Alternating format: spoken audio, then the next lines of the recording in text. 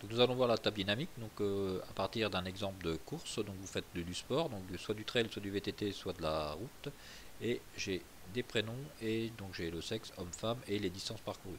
Donc la table dynamique, ça va nous permettre de trier les données. Donc pour faire une table dynamique, on se place dans le tableau, insertion, table dynamique, j'ai sélectionné, ok, je veux la distance, je clique distance. Donc dans le champ de données, on va toujours mettre les champs sur quoi on veut calculer. Donc là, ça va me faire la somme de la distance. Donc ça va me faire la somme de la distance totale.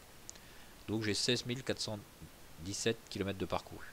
Maintenant, cette distance-là, je voudrais savoir quel sport le découper par sport. Propriété. Donc découpé par sport. Donc je vais faire sport. Si je le mets en champ de données, mes sports vont être mis en colonne comme ça. Donc là, je vais avoir trail, route, VTT. Voilà comment les sports sont répartis. Maintenant, si je mets les sports ici, ça va être pareil, sauf que les sports vont être route, trail, VTT. Donc voilà la seule différence. Donc on a toujours les mêmes valeurs, sauf que c'est juste l'affichage qui est différent. Donc je vais prendre les sports et je veux aussi que ce soit découpé par sexe, homme-femme. Donc si je mets homme-femme, donc voilà mon tableau, homme-femme. Donc route fait par une femme, donc il y a 2358 km de parcouru. VTT par un homme, 3334 km de parcouru. Si vous voulez retrouver le 3334 qui est là, donc le 3334, c'est le nombre, c'est la distance totale parcourue par les hommes en VTT.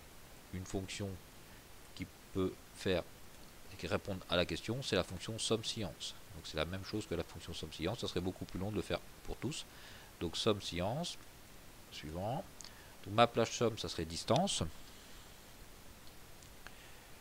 La plage 1, donc on a dit on va prendre les sports, donc j'ai nommé mes cellules, j'ai nommé mes plages de cellules, donc sport, je vais prendre VTT, et j'ai dit pour les hommes, donc sexe, je prends pour les hommes. Et je retombe bien sur mon 3334. Donc le 3334, c'est le même que là.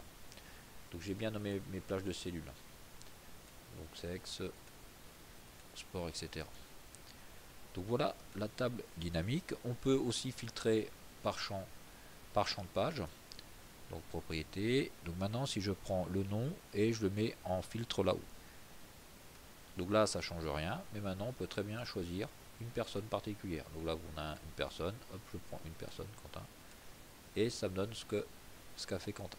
Donc voilà la table dynamique. Donc là, on a là fait la somme totale, la distance parcourue, la somme. Mais maintenant, si je voulais pas la somme, mais si je veux la moyenne, on double-clique sur la somme et je prendrai la moyenne. Et maintenant, ça me ferait mes distances moyennes. Pour retrouver par exemple ce nombre-là, ça va plus être la fonction somme, mais ça serait la fonction moyenne science. Parce que ça serait la moyenne de trail pour le trail, moyenne des distances pour le trail, pour les hommes et pour Quentin. Donc là, ça serait la fonction moyenne science.